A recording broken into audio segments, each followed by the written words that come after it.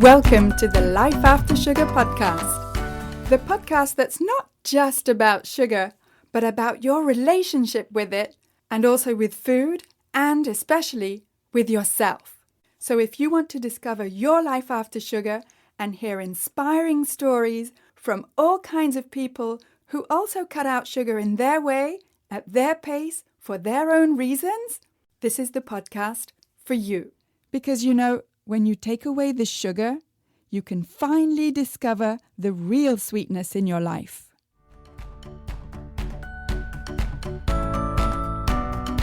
I'm your host, Netta Gorman. And chances are, if you're here listening to this podcast, you're tired of obsessing about food and promising yourself you'll be good tomorrow, and you've been relying on willpower to say no to sweets or trying to figure this out on your own. It's really difficult to see the big picture when you're standing inside it. And so this week's episode is all about the power of support and accountability to make sure that your goal of freedom from cravings is successful. So we'll get to this powerful episode in just a minute. But first, I just wanted to tell you that if you're looking for some free resources, then I have plenty for you. First, download my 5 tips to get rid of cravings. And those 5 tips may not be what you think they are. So go to sugarcravingsfree.com and download your 5 tips today. And while you're at sugarcravingsfree.com, why not take the Cravings Quiz? I created this Cravings Quiz specifically to help you start thinking more deeply about what triggers your cravings. And when you do this quiz, you'll get your personalized score as well as my practical tips to help you take your first step to get rid of cravings. Those free resources are at sugarcravingsfree.com. And to go even deeper, buy my new book, Break Free from Sugar Cravings, in either paperback, ebook, or audiobook format, available now on Amazon in most countries. Type in the search bar, Break Free from Sugar Cravings, or just my name, Netta Gorman. And on social media, come check out the Life After Sugar Facebook page and subscribe to the Life After Sugar YouTube channel, as well as my Instagram account at My Life After Sugar, which is where you'll get all kinds of inspiration so that you can see that it's perfectly possible to live a happy and active life, even if you don't eat sugar. Okay, so this episode is all about the power of support and accountability, because figuring this out on your own is definitely possible, but not always, how shall I put it, successful in the long term. I mean, you've probably had some success in the past, at least in the short term, where you've told yourself, okay, I'm going to stop eating chocolate, which is what I used to tell myself every Monday, or I'm going to cut this food or that food and never eat it again. And that would work for a while, a few hours, a few days, maybe even a few weeks, until life got real and you got stressed or overwhelmed and the cravings came back and, well, you'd cave in. If you're anything like me, you've read the books and listened to the podcasts, including this one, and you know exactly what you should be doing. So it's not the knowledge that's missing. You know the info. You know what you should be eating or doing. But you're left frustrated, wondering why nothing seems to work for long, and you've probably been trying all the things, but you're still not getting lasting results. I'm pretty sure you don't need another list of foods. And I'm sorry to break it to you, but there is no magic trick to manage sugar cravings. And actually, what's way more effective than managing sugar cravings is getting to a point where there is nothing to manage and that you're not spending your life resisting your cravings. I mean, that's just exhausting, right? So what makes the difference between managing your sugar cravings for a while and actually living feeling free from sugar cravings long term? I can tell you after 11 years of feeling free from sugar cravings myself that this isn't about being perfect. It actually isn't even about not eating sugar. That whole approach of perfectionism and good or bad foods, I think that belongs to the diet culture, quite frankly, and I want nothing to do with it. I also think it's self-defeating and actually a way to sabotage yourself. How do I know? Because I've done it. I've set myself up to be perfect. I've inevitably failed at it. And that, in the past, became the perfect excuse to say, well, I've slipped up now. I might as well eat the whole bag or the whole box or whatever. Sound familiar? We've all done it. And sometimes what you really need is advice from someone who's been there and done that, so that you don't go off track too far and for too long and sabotage yourself. So I'd like to give you a little bit of a reality check for your expectations of yourself. If you expect yourself to be perfect, then from personal experience and the experience of all the women I've helped in my program, this is a sure way to feel like you failed and then to sabotage yourself. So what you really need is more than just a list of foods or a bunch of recipes. Because actually, sugar cravings aren't just about the food. They're a long-standing pattern that's developed over time. And that's why just cutting out sugar or relying on willpower or even finding healthier substitutes may help for a while, but those things don't create lasting change. And in any case, as I said before, you probably know what you should be eating and maybe even what you should be doing. But this isn't about should. This is more about getting the support while you implement the changes you need to make and getting the accountability so that these changes last long enough to actually become part of your everyday life. And that's really difficult to do on your own, which is why I use the word power when I talk about support and accountability. And after the break, you'll hear from one of the program participants in the Freedom from Cravings Formula program who describes what the group support allows her to give and receive.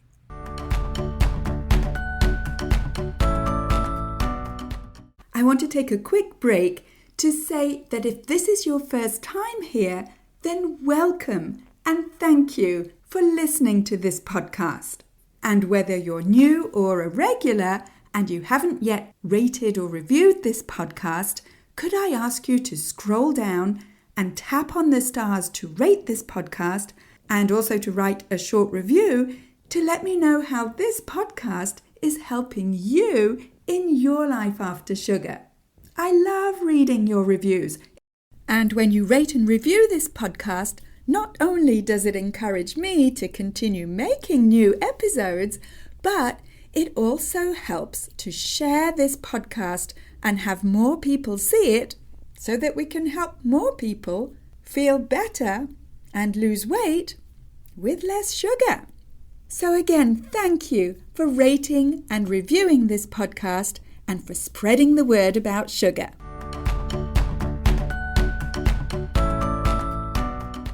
So before the break, I was talking about the power of support and accountability, which doesn't mean that you can't get rid of sugar cravings on your own.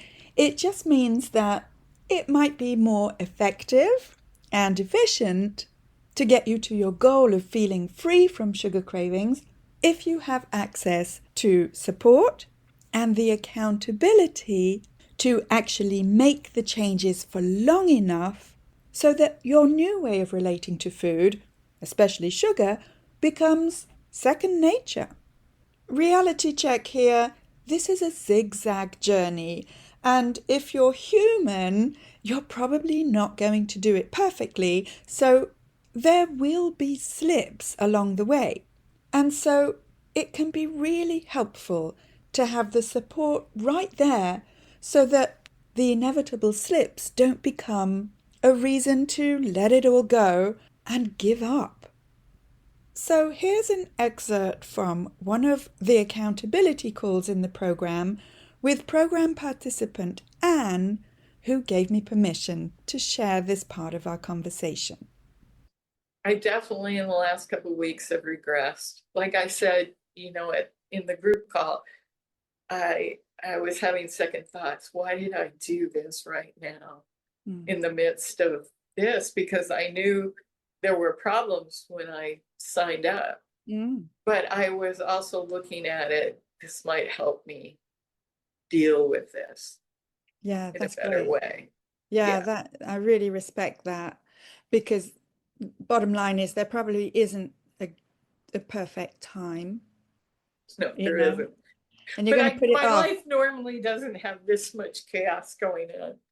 Well, if you want to take a positive spin on it, is that now you have something that you can actually apply a new way of coping, whereas otherwise it would be a bit sort of theoretical, whereas now you're right in it. I am in it and I'm seeing myself in it. And that is eye-opening. So yeah. Great. I really appreciated the group call because people talk about how they are dealing with stuff and the insights that they've got. And for me, I felt really good after that group call. I don't want to do it every week, but it is really, really helpful for me to have people reflect in that way and be so honest and vulnerable. I really appreciate that. And then their insights are like, oh, I hadn't thought about that. So yeah, I really appreciate that. Oh, that's great to hear. Yes, it's very valuable because the one-on-one time is valuable that we have, you and I, but the input that the others have, and you're all at different stages of the program. And so it's not like they're more advanced than you are. They've just had to think about stuff that you're going to have to think about. I'm going to make you think about. Yeah, and I'm able in the group thing to step back a little and listen, not focusing on me, but on them, and understanding their journey, and what's similar and what's not similar to my journey. Yeah, yes. And some people find that it's so personal, these challenges they have with sugar, that it's like, well, I don't want anyone else to see it or hear it, or I'm ashamed of it. But there's something powerful about other people relating to your struggles and you relating to theirs. And it, in my opinion, or in my experience, it takes away this hold that all this shame has on you and just normalizes the fact that, yes, some of us struggle with these things. We're just human. Yeah, and that's where that judging part comes in, is recognizing, okay, I've got these strengths and I've got these weaknesses. And so when I'm dealing with the staff, I I I try to bear that in mind because it's the combined gifts that we bring to the table that helps us get our work done. And one of us is not going to be enough to get it accomplished. So I think that, I always think of myself as the instigator, not the leader. but I often see the big picture faster than other people. And so that's a gift I bring when I'm responsible for stuff. Yeah. I think when something touches somebody, you've just given them a gift. And when they touch you, you've just received the gift. So that's kind of how I look at it. And I kind of get emotional about it, but I can appreciate it and I can walk with them, but I don't own it. Mm. That's theirs to own. Yeah. But I know it helps me when I'm struggling with something, when people walk with me on it. Yeah. That's what I'm we're doing here. grateful. Yeah. Yeah. But other people have other gifts, and that amplifies my gift, is the way I Wow. look at it. Beautiful. Yeah. Smashing. Do you mind if I use just a little clip from what you just said? I think it's really valuable, and I put it in one of the podcasts. Would that make you cringe? No, not necessarily. Now, will my face be there? No, it's audio only. Hey, I don't have a problem with that. Yeah, I think Anne summed it up perfectly. That power of group support, where we're all struggling with different aspects of sugar cravings, and hearing others who are struggling as well, takes away this stigma, this shame of feeling like you're all alone and feeling lost with a huge problem. So that's what I mean by the power of support and the accountability to actually make the necessary changes and have them last long enough so that you're not starting from square one over and over again every Monday. And that support and accountability is exactly what you'll get inside the Freedom from Cravings Formula program. Because I created this program specifically for women over 50 to help you go deeper into your relationship with food, especially sugar, and also into your relationship with yourself. And so that you can get guidance and support to help you stop emotional eating, break free from sugar cravings, slim down, and feel more in control around food. In the program, you'll get step-by-step guidance and customized support through the 5-step formula that I've developed to help you ditch the shame and embarrassment that you feel every time your emotions make you slip or fall off the wagon, so that you can live your life with more energy and fit into your favorite clothes effortlessly, feel confident in your food choices, and so that you never have to feel like you're on some kind of restrictive diet. By the time you're 50 and over, you've spent decades looking after everybody else. And now it's your turn to take care of yourself. So let's chat about your specific needs and why you want to break free from cravings. Go to sugarcravingsfree.com to learn more about the Freedom from Cravings Formula program and to book a free video call with me to see if the program is a good fit for you. Go to sugarcravingsfree.com. That's it for this week. Keep in touch and see you soon for another episode.